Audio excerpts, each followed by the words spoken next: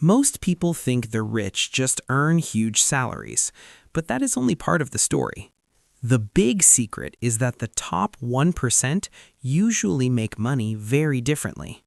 When we hear top 1%, we imagine fancy jobs and giant paychecks. That does happen, but the deeper story is about ownership, not just work. A salary pays you for your time. Assets can keep paying you even when you stop working. That one difference changes almost everything. In this video, we will break it down in a simple way. We will compare how the top 1% make money and how the other 99% usually do it. By the end, you will see why wealth grows so differently. The top 1% do not just climb a career ladder. Many of them also climb an ownership ladder. They aim to control assets that grow over time. For most people, income comes from labor. If they stop working, the money slows down or stops too. That can feel like running on a treadmill. The wealthy try to build income streams that are less tied to daily effort. Dividends, rents, and business profits can keep flowing. That is why ownership matters so much. This does not mean rich people never work hard. Many of them work a lot. The difference is that their work often builds something they can own. A paycheck is important, but it's usually linear. Assets can scale much more. That is why the top 1% focus so much on businesses, stocks, and real estate. For the top 1%, a big share of income comes from investments, not just wages. One summary found they generate about 63% of income from investments, with about half of that investment income coming from capital gains and dividends. That's a very different money machine from a normal paycheck. A lot of top earners are not celebrities or tech billionaires. Many are business owners, and many of those businesses are surprisingly ordinary. They are often not just workers inside a system. They own the system, or at least a piece of it. That shift from employee to owner is huge. Owning a business means you can earn from the whole operation. You are not only paid for hours, you may also earn from profits, growth, and eventual sale value. Research from the NEBR says many top earners own mid-sized businesses in white-collar and skilled service industries. Near the top, these often include consulting, legal, medical, and specialized service businesses, so the path is often less glamorous and more practical than people think. That means wealth at the top is often built through boring but profitable businesses. Think of firms that solve expensive problems. Those can quietly create enormous income. The same NEBR research says much top income is reported as business profit rather than wage income. It even estimates that about 75% of those reported business profits are tied to the owner's human capital and effort. In simple words, many top earners are building businesses around skills, clients, and control. Then comes investing. This is where money starts helping make more money, and over long periods, that effect can become massive. Stocks are one of the biggest tools here. If you own shares in growing companies, you can benefit from price growth and dividends. That is a powerful form of ownership. Capital gains sound complicated, but the idea is simple. If you buy an asset and it rises in value, the gain is part of your wealth-building engine. The rich often organize life around that engine. This is why many wealthy people care less about monthly cash and more about growing asset value. They want things that can appreciate.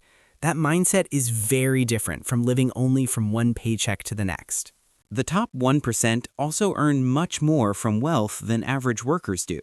According to Bankrate's summary of federal and SSA-based figures, average wages for top 1% wage earners were about $785,968 in 2022, but that still does not include realized capital gains. So even the big salary number misses a major piece of the real picture. Once you understand this, the pattern becomes obvious. The top 1% usually combine business income, capital gains, dividends, interest, and rent. They build multiple streams instead of just one. That is why their financial life can look calmer from the outside. They may still work hard, but more of their money arrives from systems they already own. The average person often compares salary to salary. The wealthy are often comparing asset growth to asset growth. That is a different scoreboard. Ownership of stocks is one of the clearest examples. Fred data based on Federal Reserve distributional accounts shows the top 1% held about 49.7% of corporate equities and mutual fund shares in Q2 2024 and about 49.9% in Q3 2024. So nearly half of that market wealth sat with just the top 1%. That means when the stock market rises, the gains are not spread evenly. The people who own the most stocks benefit the most. Ownership decides who catches the wave. This is one reason wealth can grow faster at the top. More assets create more growth. More growth then buys even more assets. Real estate is another major path. Not just a primary home, but rental property, apartment units, offices, and other income-producing buildings. These can generate rent and also rise in value. There is a big difference between living in a house and owning real estate as an investment. One is mainly consumption. The other can become a cash-flowing asset. Many wealthy households use real estate to create recurring income and long-term appreciation. Commercial property and multi-unit buildings are especially important. That turns property into a wealth machine, not just a place to sleep.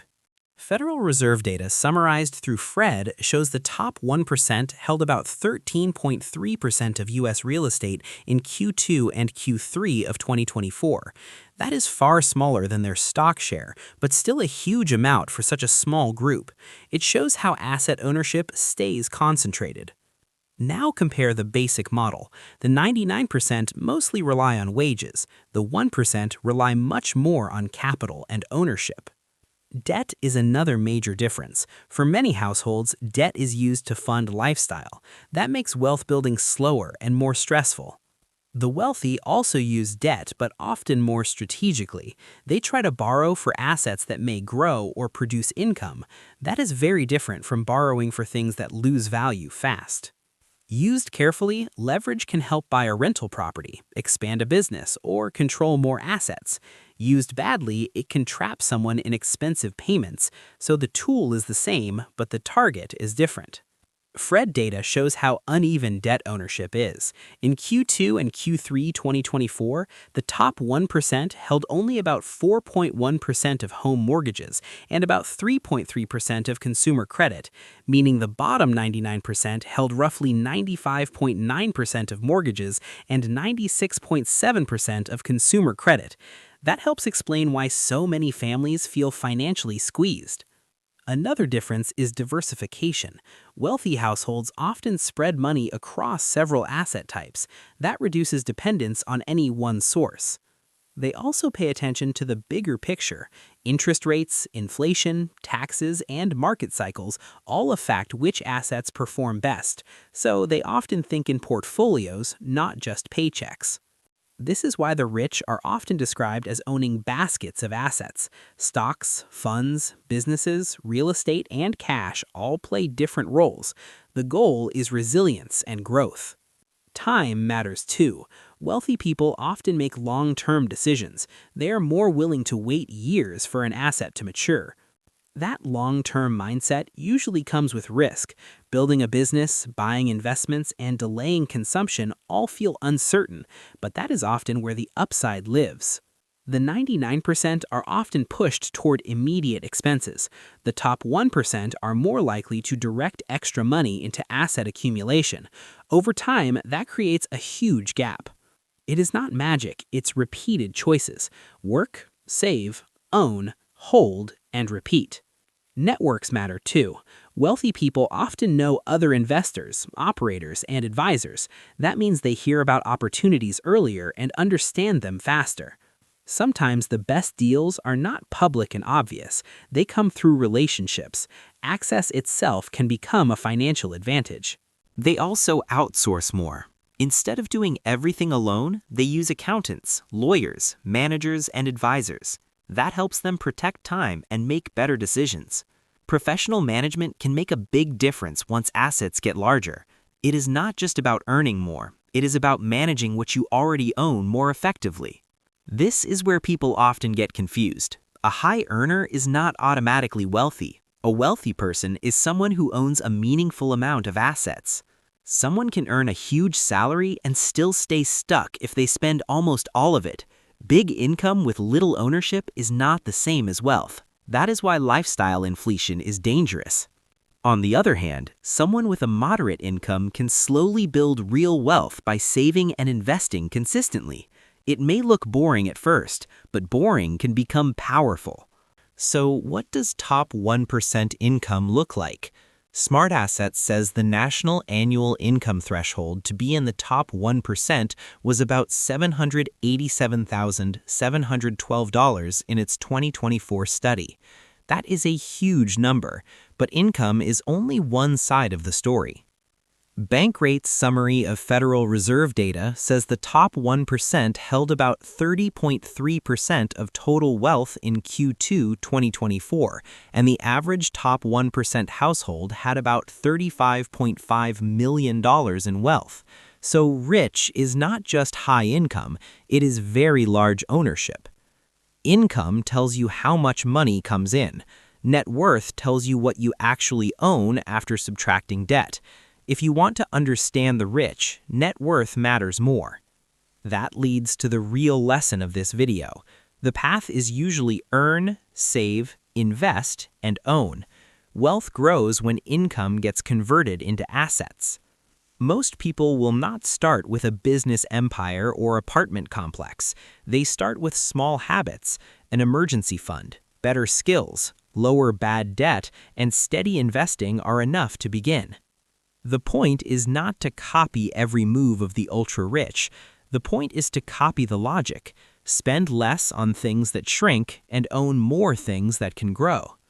Learning matters here. The more you understand investing, taxes, business, and risk, the better your decisions become. Knowledge helps you move from consumer to owner. Ownership usually starts small. Maybe it is one fund, one side business, or one skill that earns more over time. Small seeds can still become large trees. The top 1% are not different because they love money more. They are different because they often organize life around acquiring assets. That is the deeper pattern behind the numbers. So here's the takeaway. If you want more freedom, focus on building assets, not just chasing income. The goal is not to look rich, it is to own things that keep working for you. If you want more simple breakdowns like this, make sure to subscribe. We make finance easy to understand. Drop a comment below. What was the biggest thing you learned today? I'd love to hear your thoughts. Thanks for watching, and remember, build assets, stay patient, and think long term. See you in the next video.